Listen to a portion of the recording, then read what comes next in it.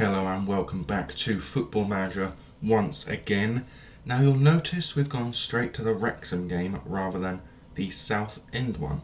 Now that is because for the first time I think ever when I've been managing a non-league football team, we've had a game postponed for international duty. Yeah, it came as a surprise to me as too, I'll promise you that much. For some reason, we've got 6 players out on we had, I should say, 6 players out on international duties. So for that reason, we had 2 friendlies taking over the last week. We won one obviously and lost the other one. The Middlesbrough friendly is because we sold a player to them. We sold a player that was never going to make it into our side, ever. And that player was Yusuf Oyabodi, or how you pronounce his name. My apologies to anyone that knows how to pronounce it or if they have that name. But the reason I sold him was because we have literally no reason to keep him at the club. He's never going to play under me, at the very least, at our level we're at now. I don't believe he's going to get to his potential. At least he wouldn't with us anyway. So there was no reason to keep him for one. And for the other, he would have been 9th choice as attacking right winger. There's no point having him around. There is no point. I don't think there's any other transfers that have been done, I don't believe. A few loans have come in the form of George Nugent and Leo Gaia, or Gaja, something like that. I'm not actually too sure how you pronounce that. Other than that, no other transfers being made. I don't think there's anything worthwhile mentioning in the club vision, except for we're improving the youth facilities, which is obviously a good thing, of course. In the FA Cup, we still don't actually know who we're facing, which is rather annoying. But I believe... Oh, actually no, there's still 2 rounds to go before we even get our knowledge of who we're facing, which is, again, a bit thingy there. I'm not too sure about that. I would have thought by now they'd have had the round done and dusted, seeing as there is a month between today and the next FA Cup fixture, or at least for us anyway. So, let's go forward to the Wrexham game today. We've got Eddie Carrington in at right wing still. Guevara is at left wing despite his condition problem, but we will probably bring him off maybe a bit into the second half for Ryan Hillier, and then swap O'Neill and Hillier to have O'Neill at left wing and then Hillier up front. 8 goals from O'Neill, 5 from Hillier. That's obviously brilliant news. Not many goals from anywhere else, which is a tad worrying. But Paris Magoma, with his strike you saw in the last episode, did actually get him another mention on the goal of the month, but he finished in 3rd place, unfortunately. Tad unfortunate, of course. Other than that, nothing needs to be mentioned, I don't think. No, nothing needs to be mentioned. I think that is everything done and dusted and up to date. Actually, one more thing. Daniel Oyagoki, a player with apparently really poor passing, has got 6 assists, the most of anyone at the club. So, yeah, that's impressive. Very impressive.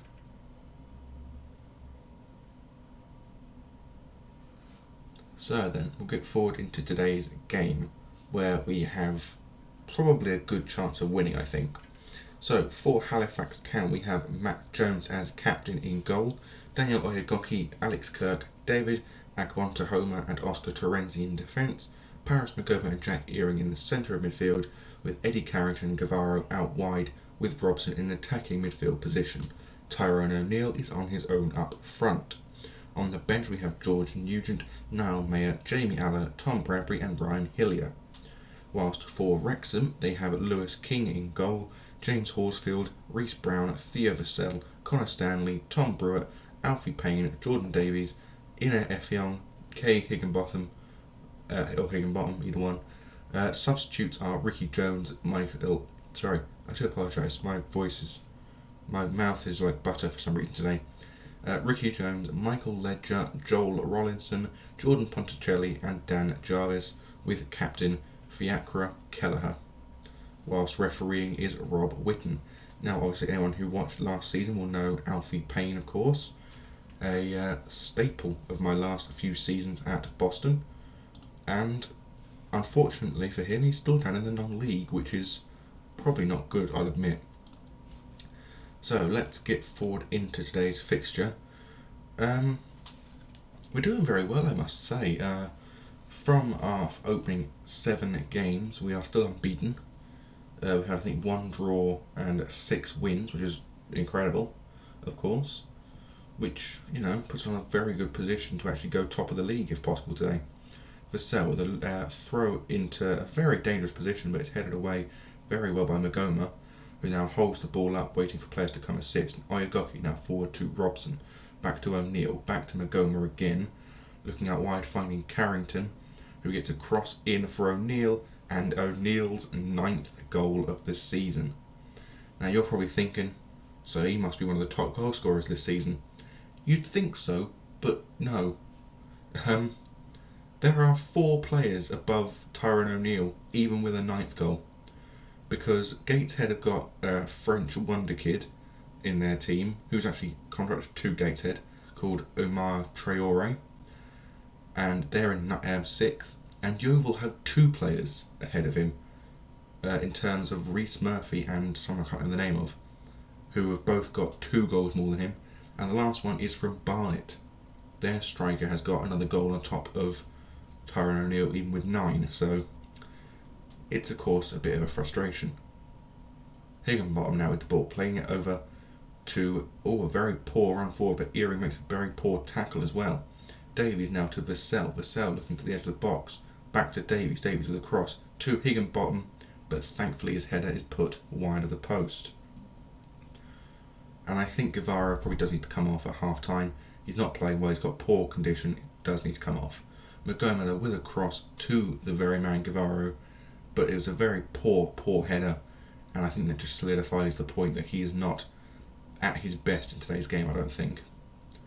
And apparently, according to this, we're actually being told to bring on Allen for him. I'm not going to do that, because it wouldn't make sense. Allen better served playing at right wing, not left.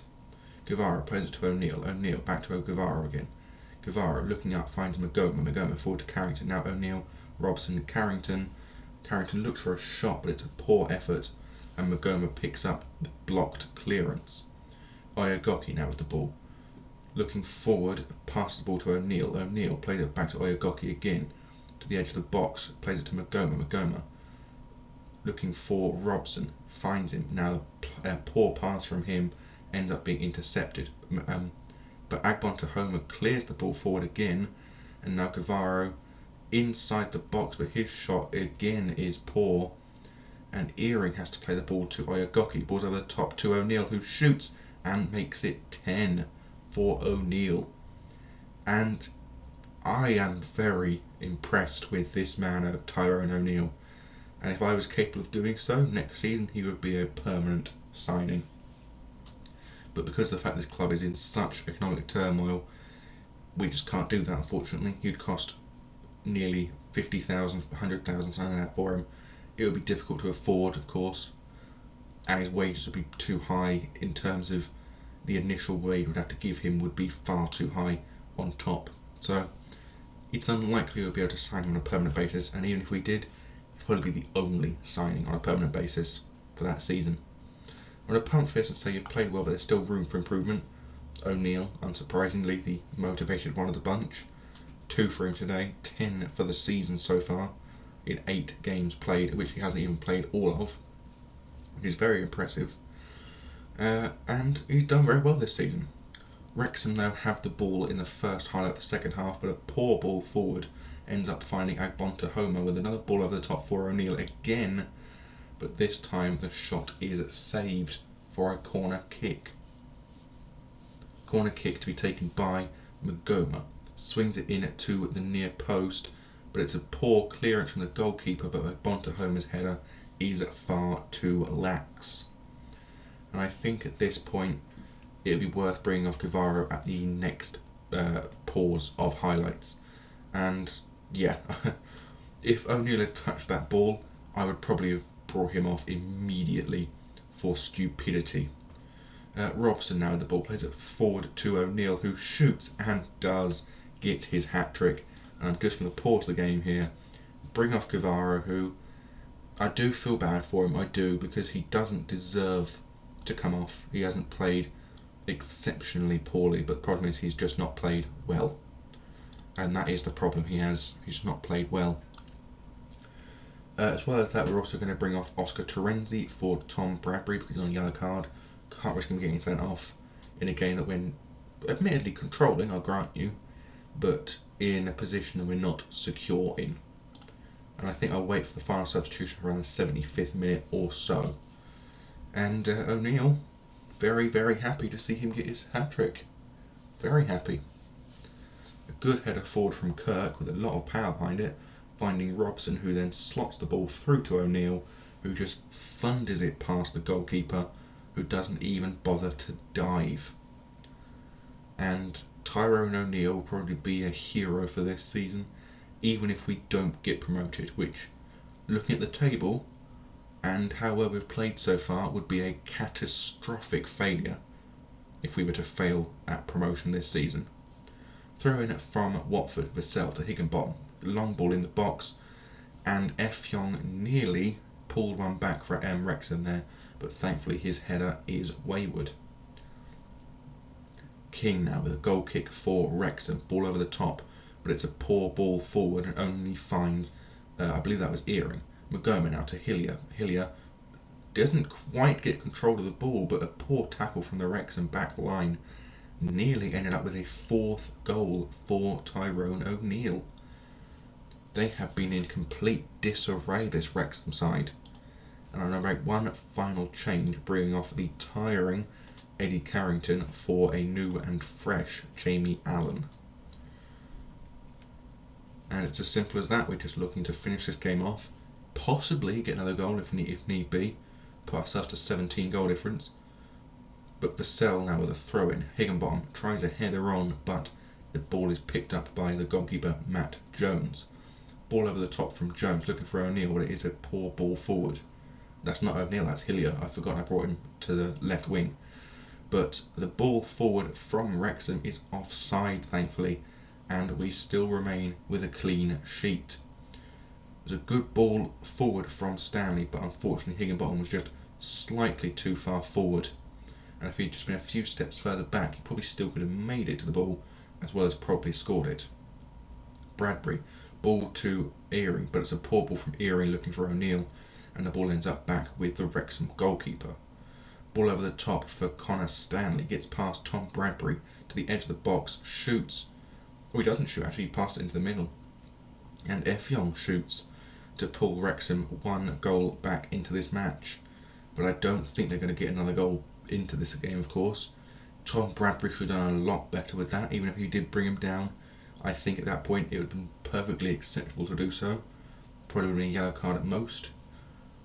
I'm not one of the people that say, yes, bring a player down in that position, but I do think it probably would have been preferable to conceding a goal in a game we were controlling so well.